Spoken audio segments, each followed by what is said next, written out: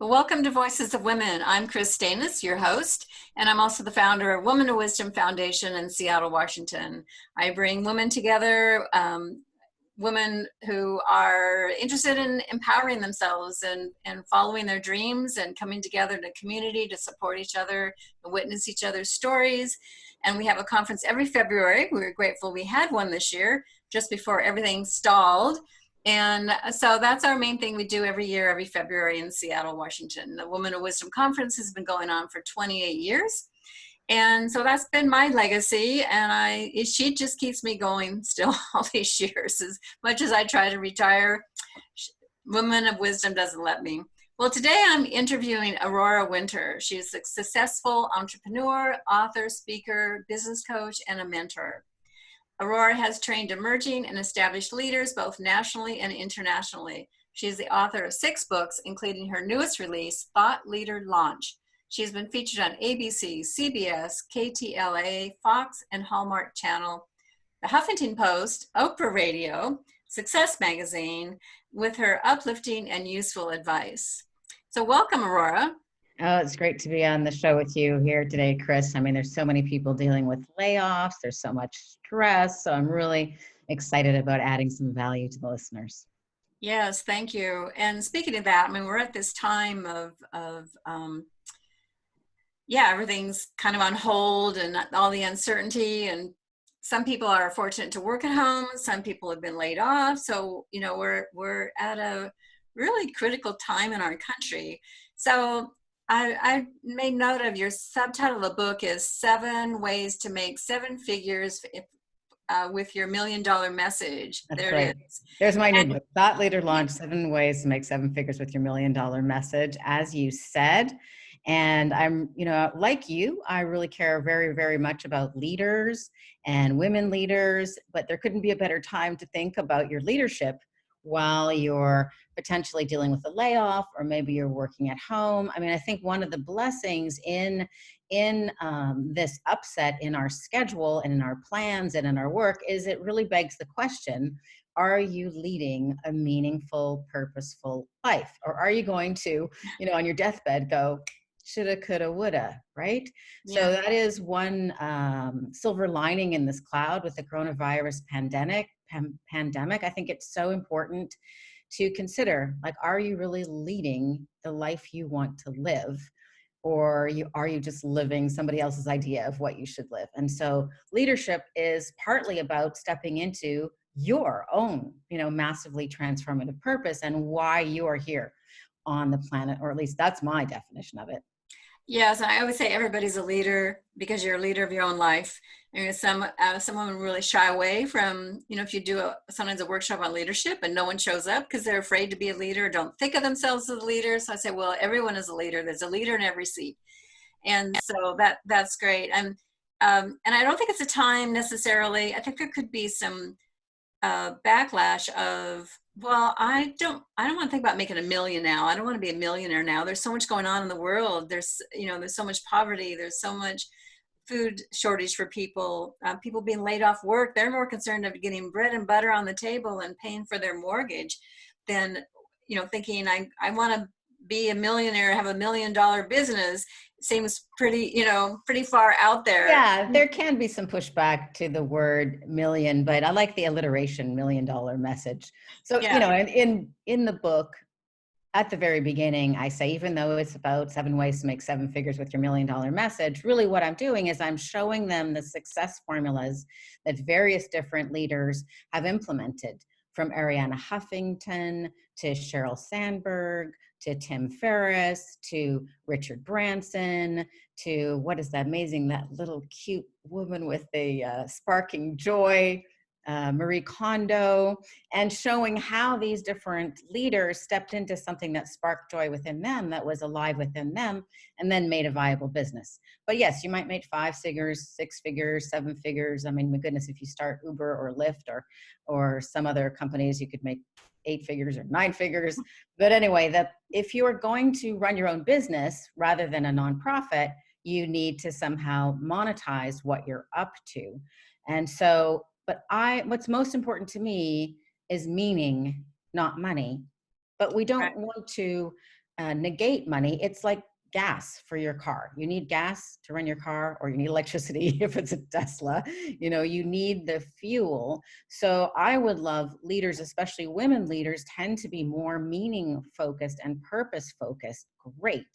And yet some people have a deflection sealed up for like, no to money. And I think money is just a magnifier of whoever we are. And it is very valuable fuel. So as you mentioned before we started recording, you like my thing about people defining their massively transformative purpose. And I think now is a really great time to consider your massively transformative purpose. And I have a couple questions that anyone can walk through if you'd like me to run through that, Kris. Oh, yes, please do. Yeah. So the massively transformative purpose, I'm very much inspired by Buckminster Fuller. And I also studied neuroscience. So it's really good to be based in a philosophy that's really meaningful to you, as Buckminster Fuller's, a world that works for everyone is for me, but also to look at who you are, because each person is unique and different. So a great way to come up with your massively transformative purpose is just to make a list of a dozen or so things that you're curious about. Maybe you can make a list of perhaps 24 things that you're curious about. You'll know what you're curious about. It's the videos that you're watching on YouTube. It's the books that you're reading. It's what you do in your free time. Anyway, so just without any filter, just jot down all the things that you're curious about. These are things that time just flies by when you're doing it, and that you reach for, with your quote unquote spare time. Okay, so then once you've got your list of maybe 24 things that you're curious or interested in, and that's good because curiosity is a fuel, you can lean into it. Then make a list of perhaps 10 or a dozen massive problems that you would love to see solved. So what matters to your heart? What is meaningful? What is significant? What kind of problems do you see that matter to you that, if you had a realistic magic wand, you'd like to have at least a part in solving? And then now you've got these two lists: problems you'd like to solve, things you're curious about. And then just step back and look at the list and see, oh, how do they overlap? How could I potentially take 1 or 2 or 3 things I'm curious about and use those things in service of solving these problems? Then you're well on your way to a massively transformative purpose that's meaningful for you. And I've led people through this when I do, my trainings of thought leaders. And for example, I had one person, she said she'd gone to workshops for 26 years, and until doing this massively transformative purpose with me, she got annoyed anytime somebody brought up her purpose. And now she's on fire in service, that in a way that's very unique to her. Mm-hmm. Yes. Well, and having talked to a lot of people, I also think one of the things to do is what were you passionate about as a kid? What were you curious about? What interested you as a child? Because sometimes we go, I don't, right now, okay, I'm 55. I don't know what interests me. I don't know what my dreams are. Well, think back to when you were a kid and what did you love to do? And then bring that forward. How would that translate to now in your life? And exactly. Bring that forward, whether it's some creative process or something like that. Yeah, sometimes people have really just not given themselves permission for such a long time that they feel dead to it. But your question about what they're curious about or what they like to do as a child is perfect, Kris. That's absolutely perfect. And so then I think, as you said, everybody's a leader. How I say it is everybody is a leader by default or by design. So we might as well be leaders by design. And that's where, this book, Thought Leader Launch, could be very helpful for some people. But I can give some tips right now that people can use immediately, which is, why not take advantage of this time right now? I like to recommend doing it all the time, but you could especially do it now with a bit more time at home. I call it the 3 steps of radical reading, radical writing, and radical review. So radical writing is fairly obvious. The radical part is don't edit, don't, look things up, don't write something, for anybody else to look at. It's just for you. So you want to confess what's really going on with you. Maybe your full range of emotion, maybe some things that you wouldn't confess to everybody, but you want to have an authentic conversation with you. So be real. So be radically authentic, vulnerable, and confess on the page what's actually going on with you. You might want to lock it up if you live with a bunch of people. So that's just, and it can be as little as 5 minutes a day, but I love people to get into the practice of that. And then the radical reading, well, the radical part of that is every day. And again, and it can just be for 5 minutes, but I love to invite people to read an actual physical book because we're kind of programmed to be interrupted on our devices, especially younger people. You know, they're so used to checking Instagram or Facebook. Um, and so it doesn't have to be long, but put your book, or if you have to, put your tablet on your pillow and read for 5 minutes. Like books are, I mean, I love books. I'm completely biased, but books represent usually decades of somebody's life or experience or expertise, and you can gain so much value. If you are a reader, it will just help you solve any problem that you have. And so that's the radical reading. So get in those habits. And then the radical review is just once a week. I like to do it on a Sunday. Just glance back over what you have written over the past week, like listen to yourself. Most people are so hungry to be heard, but it starts with listening to yourself. Then you can burn your pages if you would like, but keep the wisdom from it. And, you know, I really love to help people write their books, but the value in writing a book doesn't come just when it finally gets published. There's so much value in talking to yourself, listening to yourself, reviewing your life, finding your expertise, finding in the life experience, even in the most difficult life experience, what did you learn? What are your takeaways? What would you like to tell somebody else who might be dealing with a similar challenge? And so the process of writing a book is really transformative. And my first published book was From Heartbreak to Happiness, which was an intimate diary of healing after my husband died suddenly at the age of 33 when our son was 4. And writing that book really helped me very much heal. And I was kind of surprised later when I ended up publishing it, but that's a little bit of a story. How does that land with you, Kris?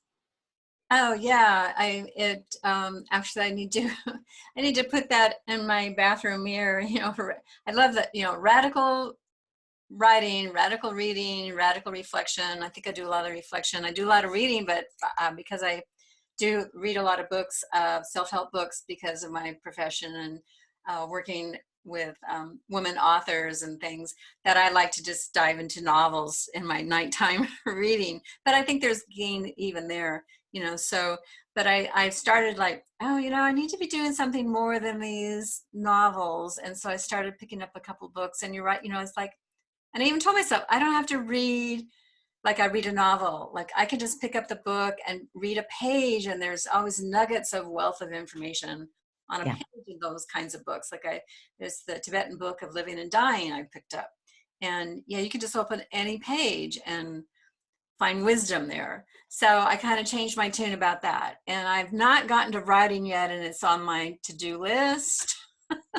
And I'm also, because I have the book, Woman of Wisdom, Empowering the Dreams and Spirit of Women, which is a compilation. It's got some of my reflections on our organization and the conference, but it's a compilation of all the other speakers and then artists and writers of singers, songwriters that put in as poetry. So it's a reflection of the divine feminine.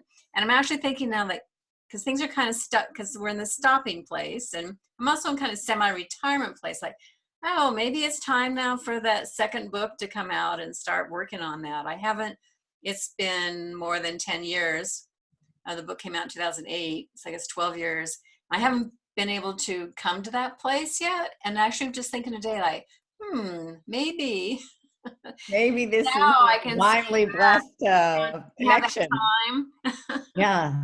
Well, a book is so valuable, both the process of reading, of writing it, and then it's such a gift to the reader because it's a distilled essence of what you want to share and what you've learned. I'm a big fan of Jordan B. Peterson. He's a Canadian clinical professor of psychology. And, he basically said his books were kind of amazing because they're more durable than a stone, more durable than a castle, more durable than even a monarchy. And it's true, like some books have lasted thousands of years, like the Tibetan Book of the Dead would be a good example, or the Tao Te Ching, or the Bible, which is a bunch of stories. Um, you know, there's nothing to be dismissed for any kind of reading and writing. Like you're reading novels, sometimes the truth in novels is more true than the news, which is supposedly true, because they're tapping into something essential.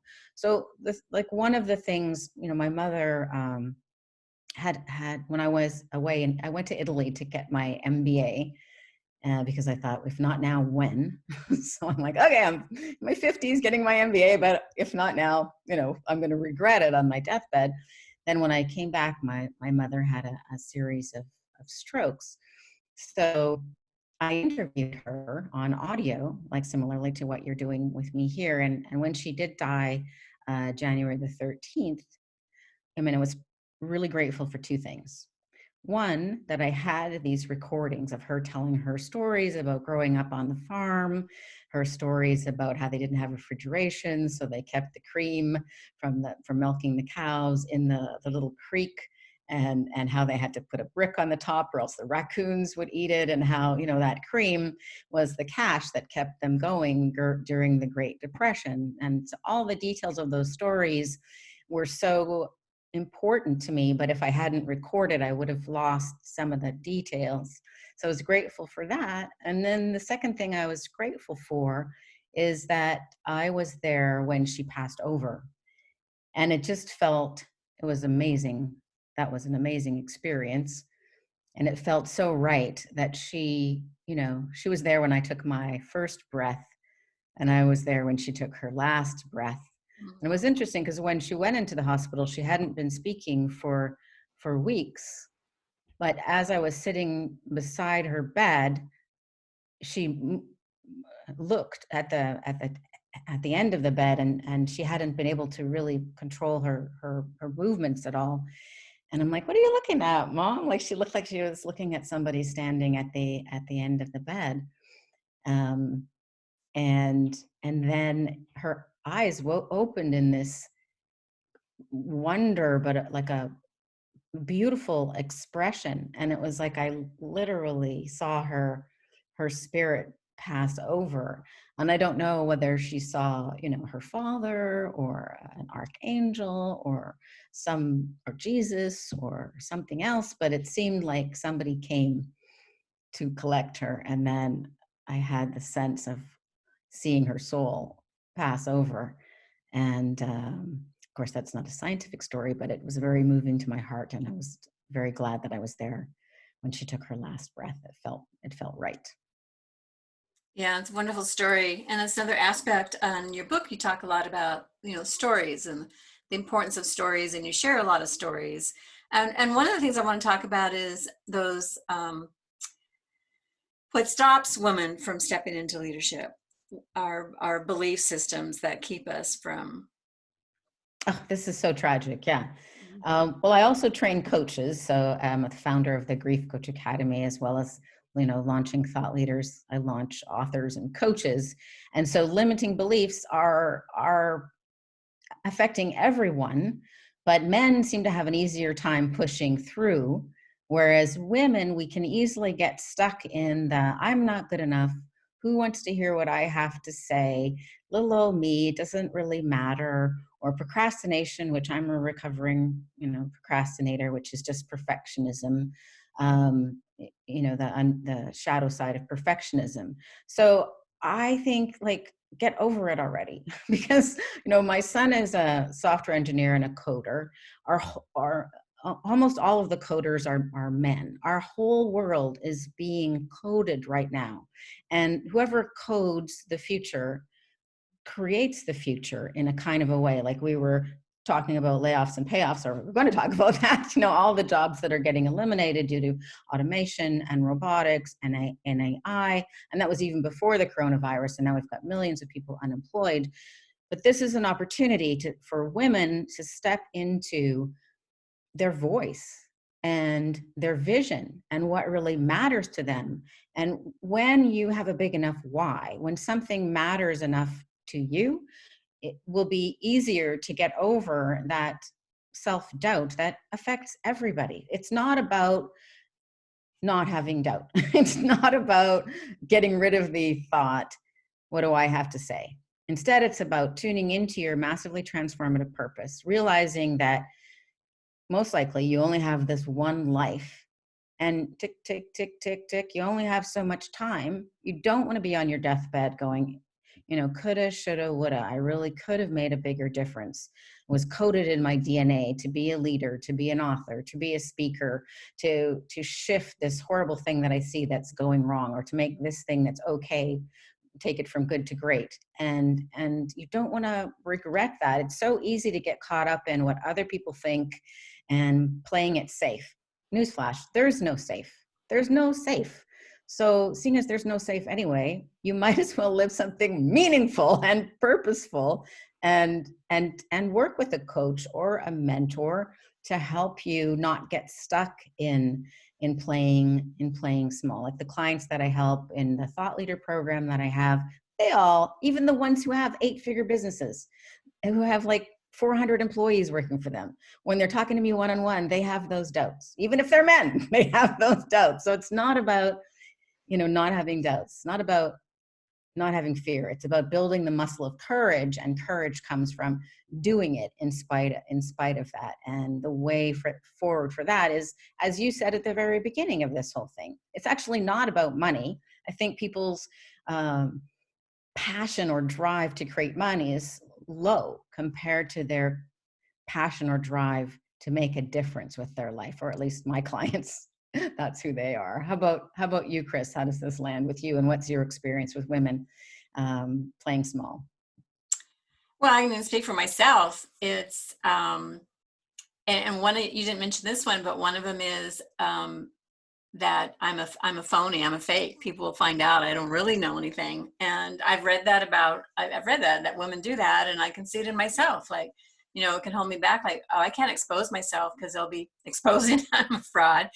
And the comparison, like comparing what I've done with other people. I'm like, oh, I haven't brought this to this next level. Well, I've had people tell me, it's enough.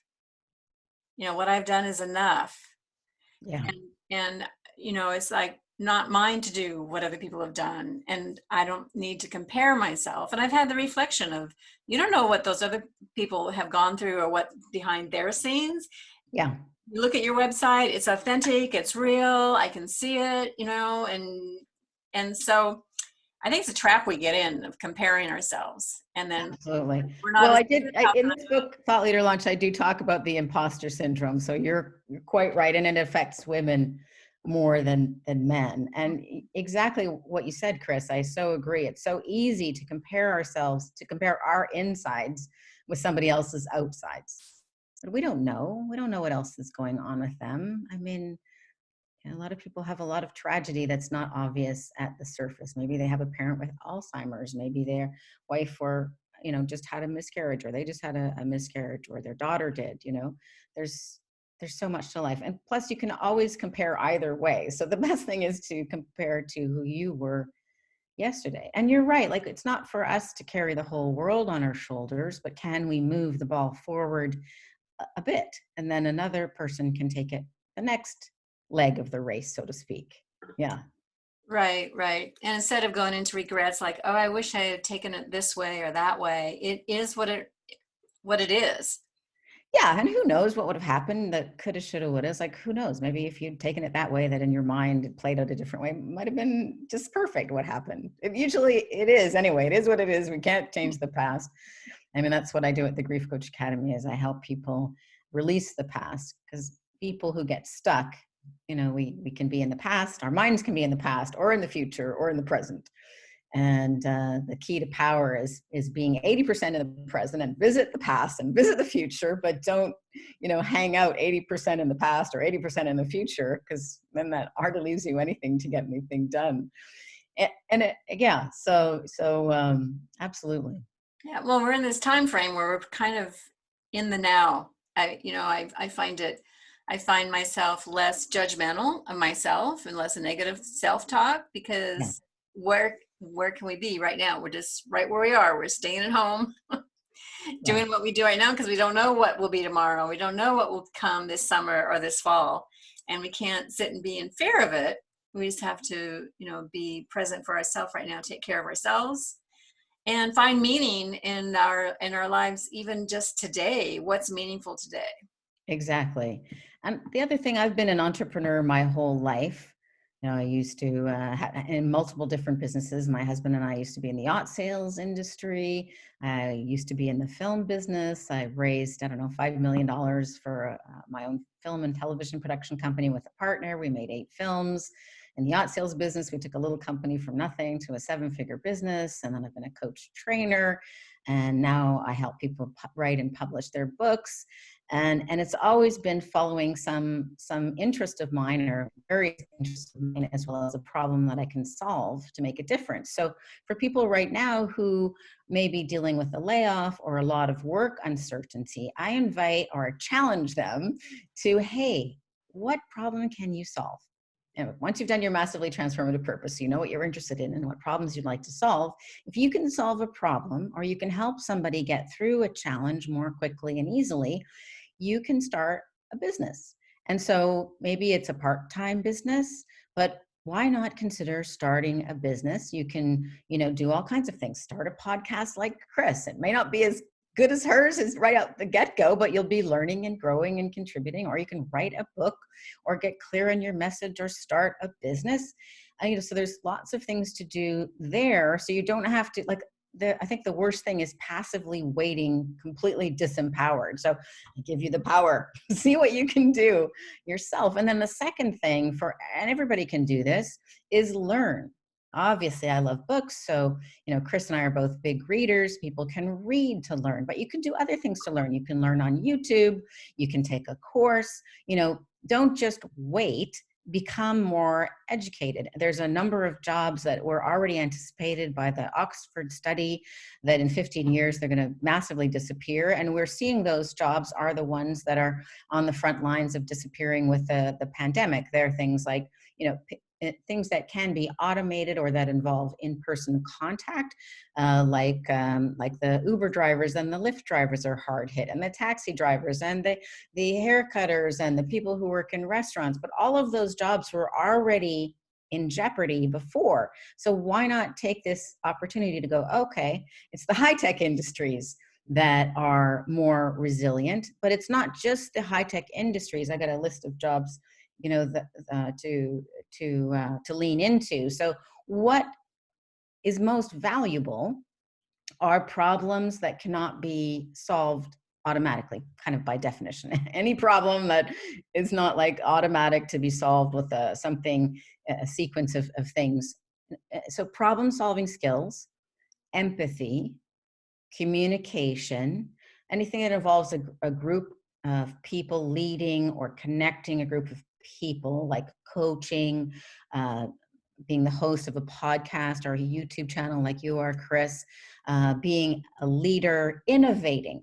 So those are the kinds of things that are very valuable. So what are you interested in, and how could you learn more about the things in those areas of interest that could be expressed through empathy, creativity, or innovation?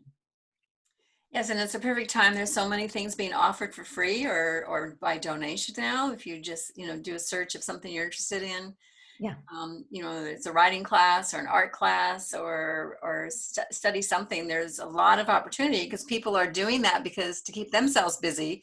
People who normally make an income in this work, they're out there sharing it with the world. So it's a interesting time. Exactly. I think it's a creative time. And so I think we don't know what's coming forward, but I think there's going to be a whole new innovation of types of work. It's just, there's going to be a big transition time for that. What's going to Yeah. And maybe you've had an idea in your, back pocket that you haven't done anything with. So, I mean, Kris has got this idea for another book. Maybe it's time for that. I remembered reading that the fellow who had the idea for running shoes that had wheels in them, he showed that invention. He was an engineer. He showed that invention to his uncle, and his uncle said, who's going to wear running shoes with wheels in them? So he just put it in his drawer and nothing happened with it. And then he read about some other guy who actually launched it, and that guy got super wealthy. So people have ideas. They just haven't necessarily acted on them, right? Right. I remember being in a class some sort of training, and it was like telling you to look for something that's missing, like, that solves, like you said, solves a problem for you, whether it's a gadget, a kitchen gadget, or something that you're always like, oh, I wish I had something that would do this, Yeah. and invent it. Yeah, and then also notice what's easy for you to do that may not be easy for others. For example, you might be the person that people call when they've got a problem. Well, that may be easy for you to listen. So, but that's a clue that you could perhaps be a good coach. And, right now I'm offering free happiness coaching. So people on every Tuesday at 5 p.m. Pacific can come at happinesscoaching.live. They can learn, one coaching process. It's a 5-step process, the PEACE method that I created. And it's a coaching tool. It's a tool you can use no matter, in your own life as a journaling process, or you can use it as a coach. So again, that speaks to taking advantage of the opportunity for learning in this time. Mm-hmm. And What's then that website again? it's every Tuesday at 5 p.m. Pacific, 8 Eastern. It's happinesscoaching.live. So happinesscoaching.live. It's got the Zoom link, which is so long. I can't remember it. Excited there. Yes. Yeah. Great. Yes. So Well, let's see. I know I had some other things I wanted to talk about. Well, I think we talked about regrets, but what can we do to avoid regrets? yeah, regret. It can actually be a blessing. If you notice something that you regret, then get really clear. What is it that you regret? Can you make amends? Can you do something to make it better or fix it, or at least apologize? And if you can apologize or make amends, do so, and make a resolution not to do that again, and then let it go. But a lot of regrets are not in that category. They're not in the category of, I stole your car and had a fender bender and didn't fix it. They're more in the category of wistful thinking. And so with those, I think it's very helpful to proactively practice gratitude, because the mind is like a Google search, that the default is looking for problems. It's always looking for problems unless you put something else in the search bar. So I just wrote an article yesterday about the value of gratitude. And so you would think, okay, here are the benefits of gratitude, having a gratitude practice, and people can write down 3 things they're grateful for each day. It's an easy and free thing to do. So gratitude is free, it's cheap, it's easy, it's fast. And the benefits are, it increases your happiness. It can actually increase your health. It can improve your resilience and your immunity to disease. And it can even potentially help you live longer, because if you're not grateful, then the telomeres shrink. So with all those benefits, you'd think it would be automatic, but it's not. The reason it's not is because our ancestors survived because it was on default to look for problems, because problems could wipe you out, right? Problems might be a cougar or a bear or a snake that was going to kill you. So our default setting is high alert, looking for problems, and especially noticing things that are changing. So we need to deliberately be mindful and be grateful for things that are not changing, that otherwise we can just take for granted. And the pandemic, I think, has helped people notice, hey, I could have been grateful before for international travel, for the ability to go to the restaurant, for the ability to go grocery shopping, for the ability to walk in the park without wearing a mask. But we can be grateful for those things and many other things right now. Like, how many people have been grateful today for the fact they can see and hear and smell and feel and walk? Probably not too many, but you could be grateful for these things. The silence right now. We can be grateful for silence. Yes, we can be grateful for silence. The street, I'm on the corner, and my street is a walking street now. Oh, that's nice. So it's quieter. Mm-hmm. Yeah. Yeah. Well, they've done studies with the 3 good things study, and it's a really great and easy way. Everybody can do this. I like to fall asleep every night thinking of 3 things that happened that day that I'm grateful for. And then I fall asleep with ease. And you can deepen this practice by appreciating what part you played or what part your character played in helping those things go well. So 3 good things can be a really great resource. Yeah. True. Yes, you hear it a lot, but it's another thing, discipline. It's that procrastination, like, oh, I'll do that someday. Well, I think it could be part of your journaling. Like I invite people to write down 3 things they're grateful for in their morning journal. And also 3 things, I call them glory, because women especially, we don't appreciate or acknowledge ourselves. So I call it glory because it goes with gratitude and glory. I kind of like it. It's memorable. So acknowledge each day what was the large or small thing that you did that you could appreciate yourself about. It might be something small but very significant, like making a healthy meal for your family and serving it with love instead of just tossing it in front of them or calling for the pizza, right? Or it could be that you had a difficult conversation with your neighbor or your child, but you told the truth in the interest of helping them grow. Or it could be that you started your morning journal. You could acknowledge yourself for that. So I really love to invite people to do those things. And this can also be a good time to tidy up anything that is keeping you playing small. So you could work with a coach, or you could study at the Grief Coach Academy to help yourself and help others. You know, release grief and reclaim happiness, or start writing your book, or just connect with others. Like this is such an important reminder how much people matter. So I've started writing thank you notes, Mm. mailing thank you notes, or just texting people, or making a surprise phone call. How are you doing? Just to say hello. So that's another beautiful thing to do anytime. But I think now we can lean into how important that is. Yes, I had thought about doing thank you cards too, or sending, because we don't do letters. The post office is struggling a little bit, and it'd be a perfect time to be writing, getting. I got lots of cards. I always get cards, and don't use them. So I think that's a great opportunity right now. We have lots of time on our hands. Um, I wanted to talk a little bit because of your book title, Thought Leader Launch.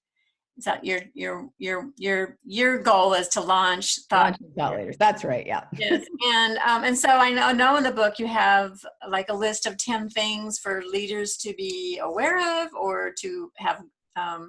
Is it goals for these are the kinds of things you need to develop as leaders?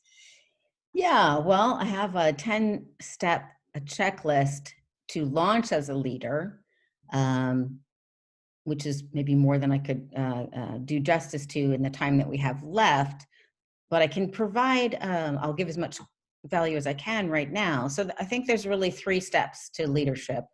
One, like the before step, is come up with your massively transformative purpose so that you're connected to your big why and what drives you and how you'd like to make a difference.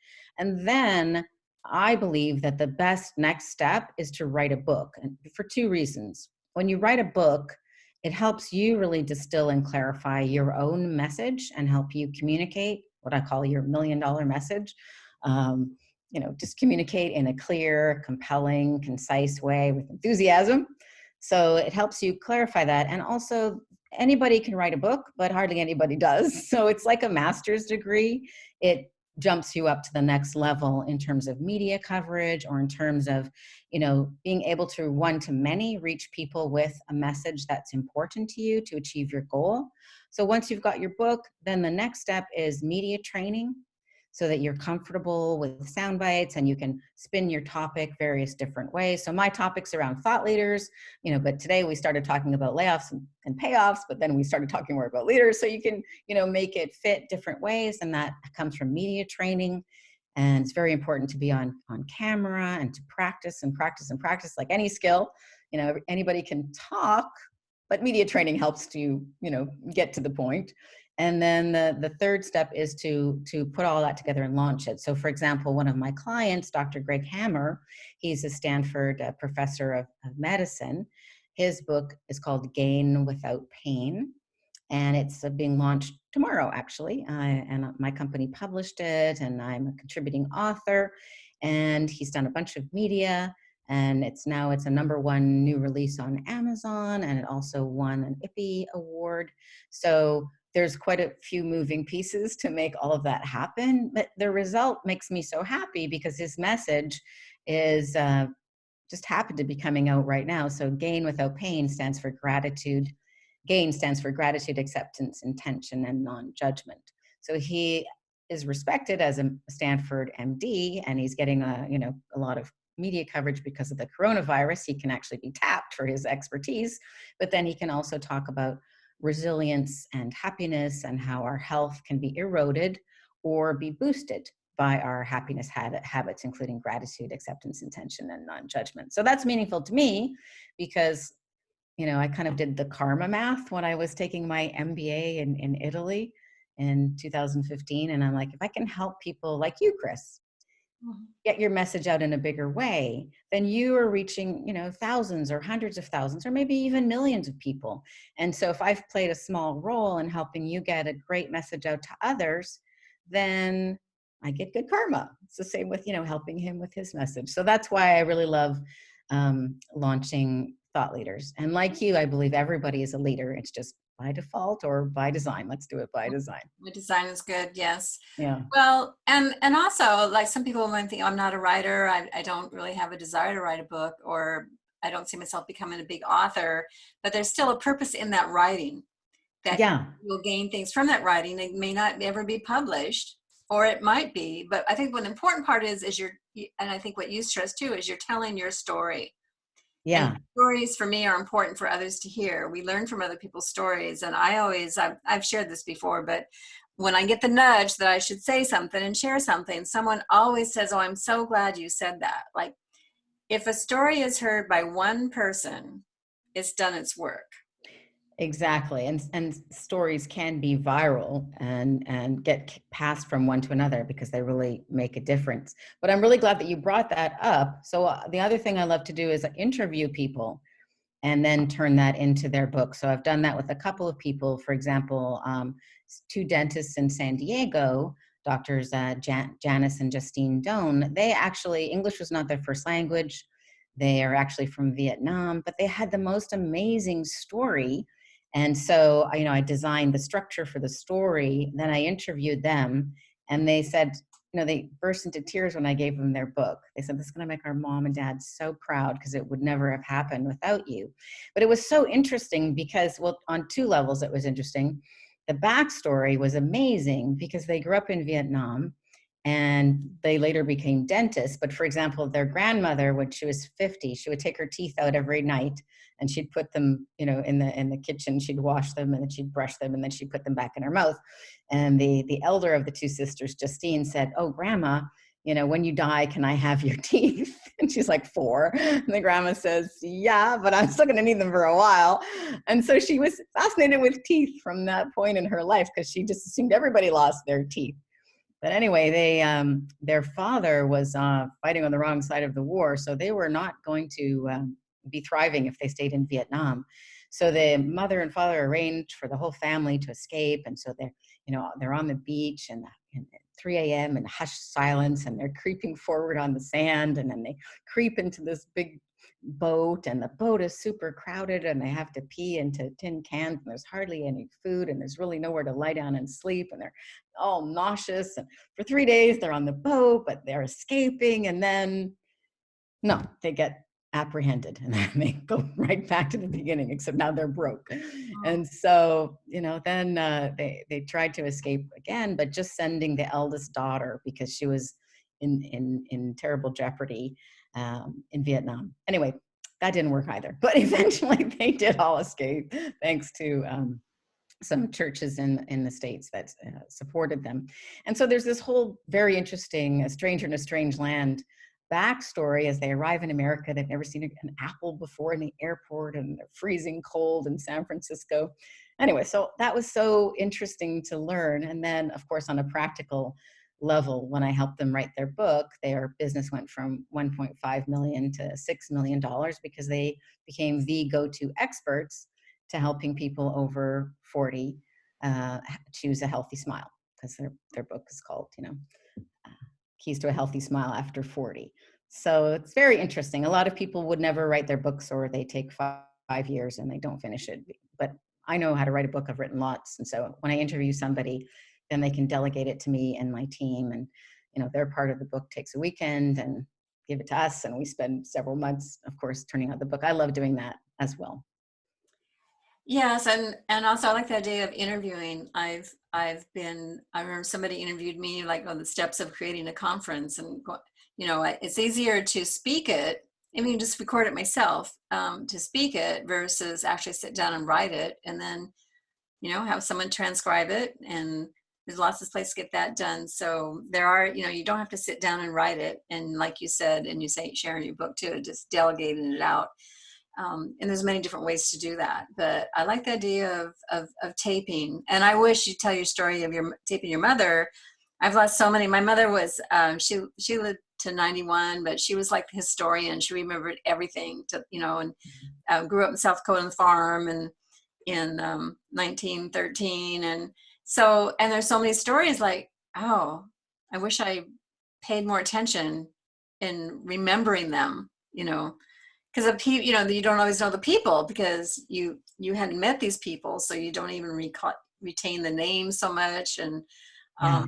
wonderful stories that we did tape my dad, or there's been a little bit of taping of my dad's, but yeah, so much is lost of that generation. And Yeah. Well, that's why I think there's a real opportunity for, I call it the spoken author. Because nowadays we don't really like reading long-winded academic sentences. We would like a more of an authentic conversational tone.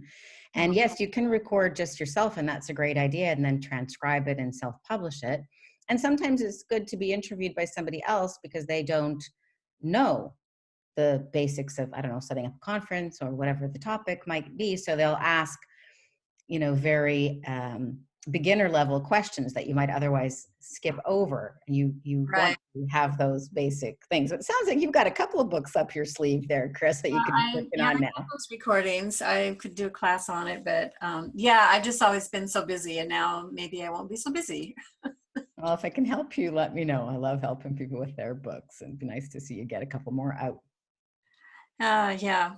Okay, well, I think we're at our closing. Thank you so much for being on the show today, and I'd love for you to perhaps give your website where people can see more and find your book and read more Oh, about yeah. you. Thanks, Kris. It's been such a pleasure. Well, people can get the first chapter of this book for free at thoughtleaderlaunch.com, spelled just like the title, thoughtleaderlaunch.com. We'll give them the first chapter for free. And my name is Aurora Winter, which is a little hard to spell, but it's on the bottom of the book there. So AuroraWinter.com. And they can find out more about me, the Grief Coach Academy, our free Tuesday calls, the Happiness Coaching Live, and however I can be of service. Thank you. Well, and you've been doing the book thing, so I'm going to hold my book up. Oh, yeah, nice. So yeah, I'm pretty proud of that. And it was an Amazon bestseller. I did an Amazon launch in one day, and it's got 2 awards also. So Fabulous. yeah, maybe I'll get on to the second book. I think it's time. I think it's time. Well, this was really a delight. Thank you. Yes. Okay. Well, thank you. And everybody, I'll be back interviewing more authors and more people in Seattle in this stay-at-home place that we're at. And I hope everybody is staying healthy and staying safe and managing well during this stay-at-home time and no time.